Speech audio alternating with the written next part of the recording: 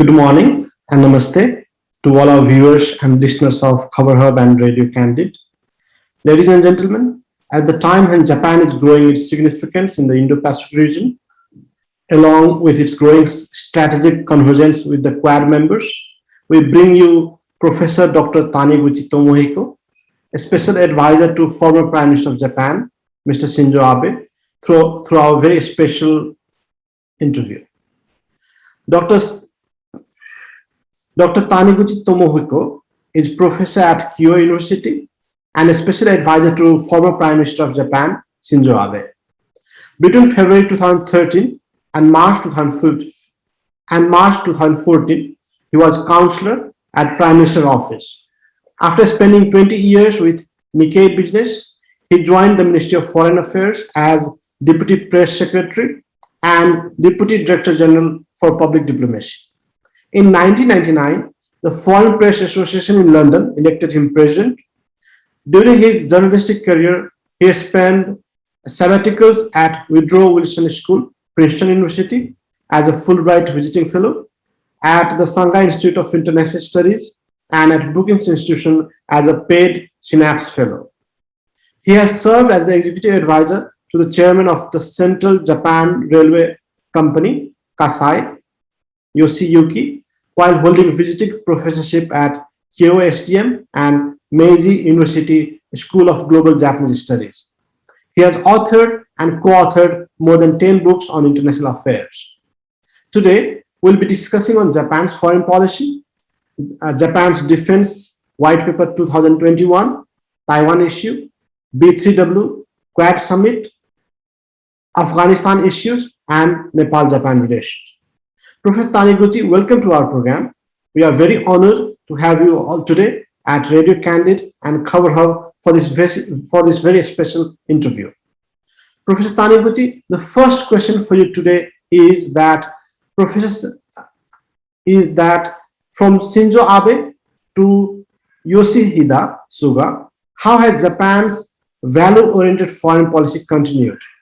And how has such value-oriented policy manifested in actual policies? With that, let me just answer your question whether there's continuity between the two prime ministers, from Shinzo Abe to Yoshihide Suga.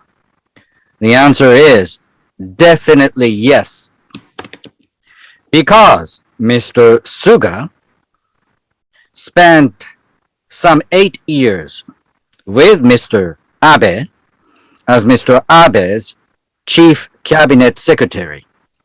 In Japan's political context, chief cabinet secretary is the right-hand person to then prime minister. Indeed, Mr. Suga and Mr. Abe met more than 3 times daily, sometimes over tea, coffee in the afternoon hours.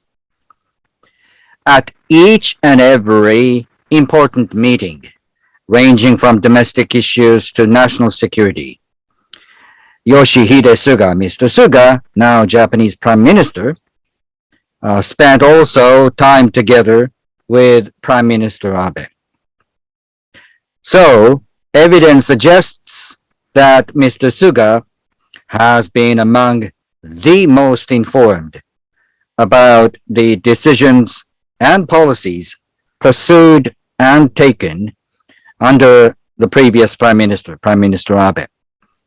That's the first part of the answer that I could give you. And the second part is to say that Japan's value-oriented diplomacy is relatively mature, nothing new. In fact, when Shinzo Abe, Prime Minister Abe, was briefly in office for 1 year between 2006 and 2007, he facilitated Japan's value-based diplomacy because it was necessary for Japan at the time, and still is necessary for Japan today, to hoist its flag of democracy, respect for human rights, and rule of law. In the context that the gigantic neighbor of Japan is interested in nothing of this nature. So that's the second part of the answer that I could give you. And this is the third and final part of answer that I'm trying to give you. That is to say that to hoist such a flag is tantamount for Japan to saying to countries with similar and same value systems to come join Japan to provide security and rules-based international order to the Indo-Pacific region. In a way, that is one way to call other nations to join Japan and together try to maintain the rules-based international order. Thank you, Professor Taniguchi. Let me know more about the second question. Recently, Japan released a new defense white paper, Defense of Japan 2021, which recognizes that regional security challenges cannot be dealt with by a single country alone. Does it mean that the world will be seeing a more proactive role of Japan in the region? Again, the answer is it is already happening. And it is very much necessary for Japan to play a much, much more proactive role in the provision of peace and security in the region and beyond. There are a number of reasons, if I may. First and foremost, again, the Chinese are provoking Japanese territorial integrity every day. Without exception, that's every day. And so it is no longer whether or not the Chinese would be launching invasions into Japanese territory. The question is how soon? And the response that Japan must show to the Chinese is, wait a minute. Do not misunderstand Japanese capabilities. Do not underestimate at all what Japan could do together with the United States. So that's one reason. The other reason is the United States is fully aware that China is a new kind of challenge to the United States. New in the sense that China's challenge is multifaceted. Previously, during the Cold War, a confrontation between the USSR and the United States of America was tense.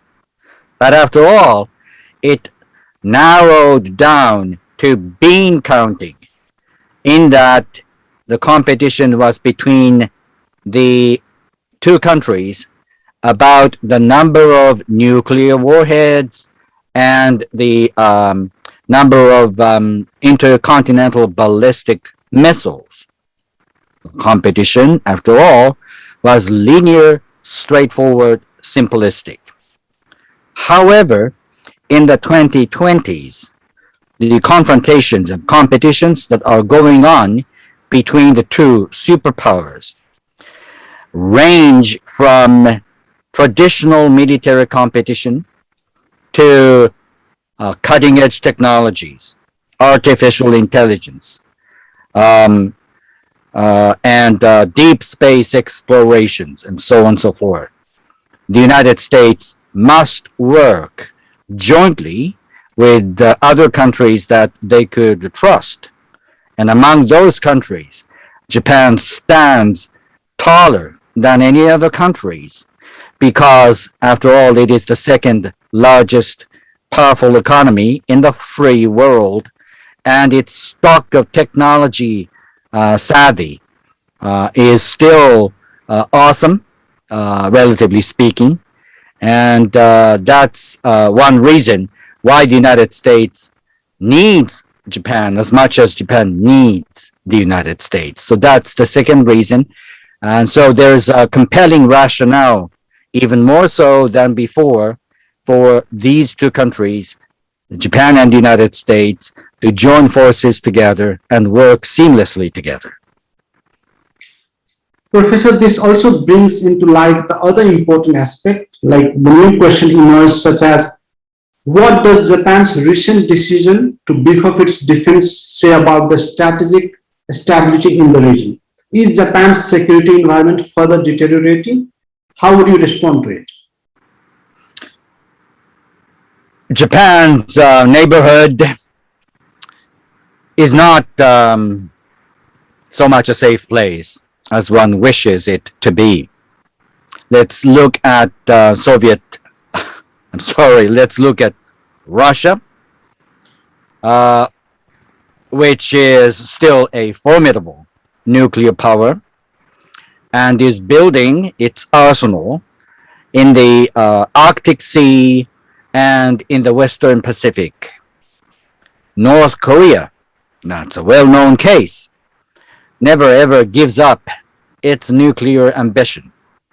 China is a case in point. It is a country that is increasing, not decreasing, the number of nuclear warheads. And given the advanced technologies that China is developing very much fast, partly due to industrial espionage China excels at, the country is building awesome military capacities as well. So you are faced with those three nuclear powers. Among OECD nations, Japan stands distinguished as such a country of which neighbors are all nuclear powered and all building their military arsenal still further. Moving to the next question, lately Tokyo has been issuing more strong statements in backing Taiwan against Chinese coercion. It has even been hinting at military support if any prospective aggression are to occur. How do you view Japan's newfound willingness in defending Taiwan? It does not take genius to look at the interconnectedness between the two spaces, one covering Taiwan, another covering Japanese archipelago. If indeed the continental China wants to invade into Taiwan using air capacities and surface sea capacities, Japanese Okinawa archipelago is actually the area in which China needs to neutralize Japanese capacities. Once invasions into Taiwan occur, automatically it is going to involve both the United States and Japan. So there is no separation whatsoever between the contingency scenario over Taiwan and similar threatening scenario against Japan. That much has to be understood fully by the leaders of the Chinese Communist Party. Again, misunderstanding and underestimation cause provocations, and there must be no misunderstanding on the part of the Chinese Communist Party about the intention and willingness of Japan to work with the United States to help maintain stability over Taiwan. Professor Taniguchi, let's now look at Afghanistan, which is considered as the most important actor for the security and stability of Asia at the moment. How is Japan observing the current security developments unfolding in Afghanistan? What is Tokyo's position on Kabul? Tokyo has been a front runner over the last 20 years in providing transitions from military to civilian, and those services are the ones that the Japanese government and civil society sectors have been giving to previously war fighting juntas and groups. But it takes long commitment, and Tokyo's position is unwavering. It is going to be willing to provide that kind of humanitarian, educational support and assistance to Afghanistan in a very much long-term way, involving both government resources Tokyo is going to give to Afghanistan and the civil society's involvement. The peace process was long led by a Japanese veteran diplomat that chose to work under the Secretary General of the United Nations. So Japan is among the greatest stakeholders when it comes to whether or not peace and security can be maintained in Afghanistan. Professor, now let us focus on China. Even though Japan has been a major player, especially in Southeast Asia, in the field of infrastructure, things have changed, especially after the launch of China's Belt and Road Initiative. What hope does Japan have from the Build Back Better World partnership? And can it provide an alternative to the China's led Belt and Road Initiative? Over the last several years, over multilateral processes involving G20 meetings and G7 meetings, consensus has emerged. That is to say, to build infrastructures in developing nations. Those projects must be sustainable, must be transparent, and must not give debt trap to the recipient countries. That's how Japan started to call quality infrastructure. Build Back Better projects are the extension to the idea of building quality infrastructure, to which even Beijing chose to subscribe, because there is no denying that the projects under pursuit must be bankable, must be transparent, and must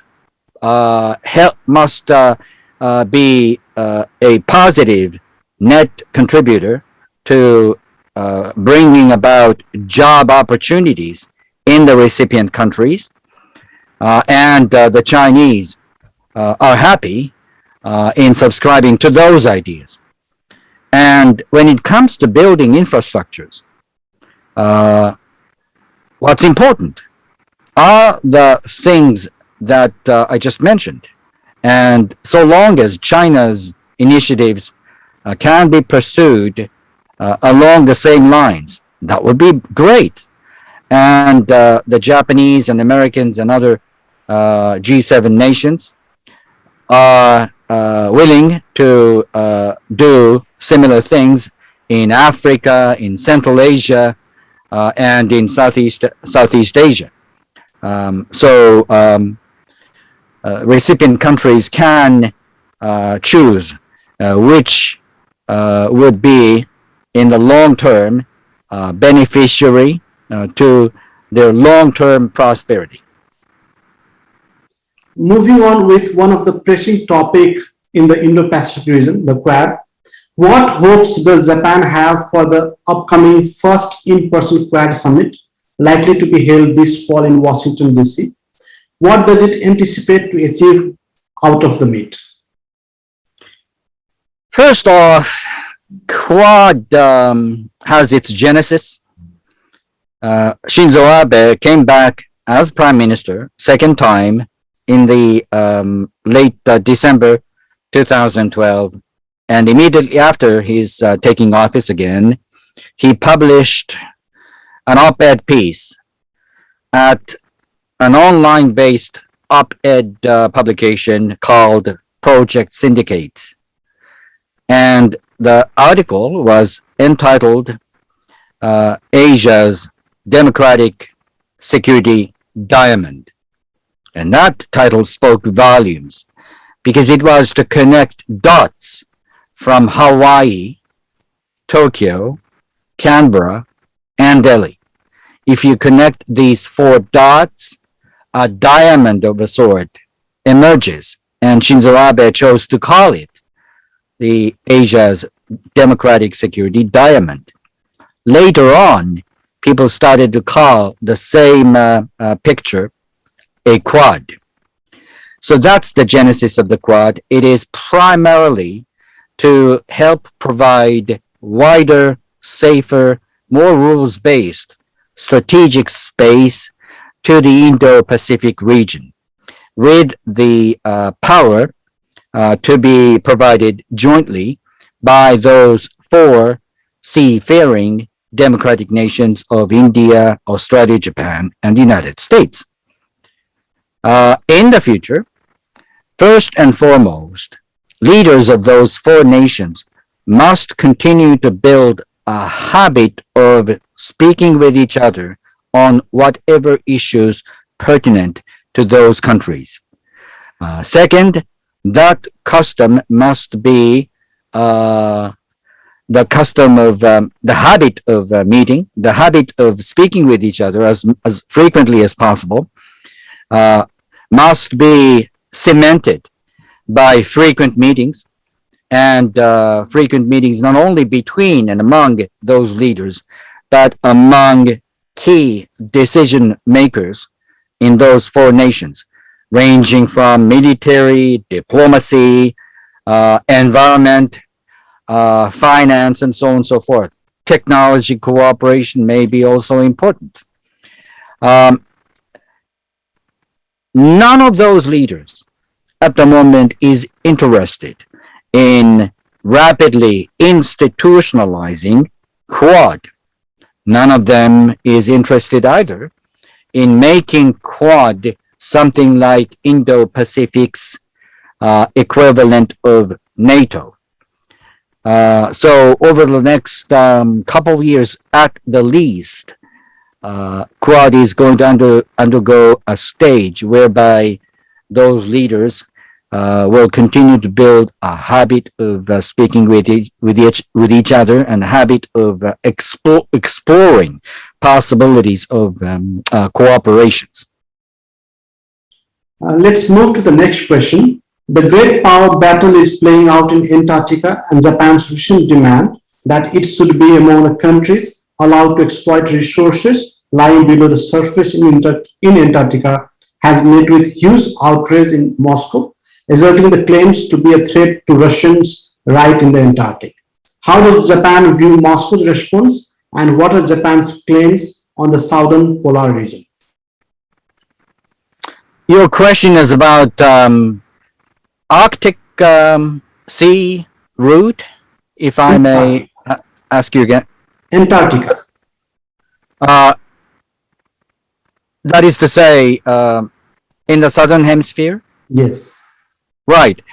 In the southern hemisphere, if I may ask you to repeat your question again. The great power battle is playing out in Antarctica, and Japan's recent demand that it should be among the countries allowed to exploit resources lying below the surface in Antarctica was met with huge outrage in Moscow, asserting the claim to be a threat to Russia's right in the Antarctic. How does Japan view Moscow's response, and what is Japan's claim on the southern polar region? I see. I understand your question. All those claims must be under scrutiny by the international community, by the United Nations in particular. The UN must play an important role here in such areas as international norms and rules have yet to be fully established, let alone being exercised. And so, in a way, that is a precursor to what could happen in the outer space and the deep outer space, where there is very little established international norm and rules of law. So Japan's position is to seek no Japan first policy. It is to team up with like-minded democratic powers to make it possible for the international community to benefit as much as possible from common attempts to develop common goods that are one of which is the resources and possibilities that you could see in places like Antarctic. Now, let us slightly touch upon Japan-Nepal relations. How would you define Nepal and Japan's relations? Where does Nepal stand in the Japanese foreign policy? First and foremost, there is no animosity at all between the two nations. That's good news. The second good news is there is an increasing number of Nepalese living and prospering in Japan. Half jokingly, may I say, in order for Japan to help build Nepalese economy, you must go to those restaurants that you can find in ample supply in Tokyo and elsewhere, because those hardworking Nepalese send back to their home country and send back to their houses in the home country money that they have achieved. But that's something that I should say half jokingly. Third, Nepalese economy, I think, must develop in the least environmentally harmful way, because the Himalayas and the region that Nepalese have in your country are treasures of humans, and every kind of development that you should seek must go hand in hand with safe and sustainable development of natural resources, including those in the mountainous area.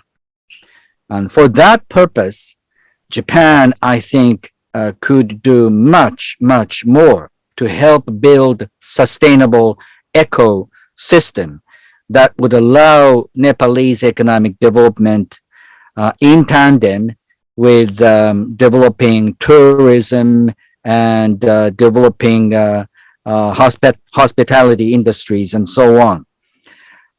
And the long-term prosperity and sustainable development of Nepal is very much important, because Nepal is in a very much strategic position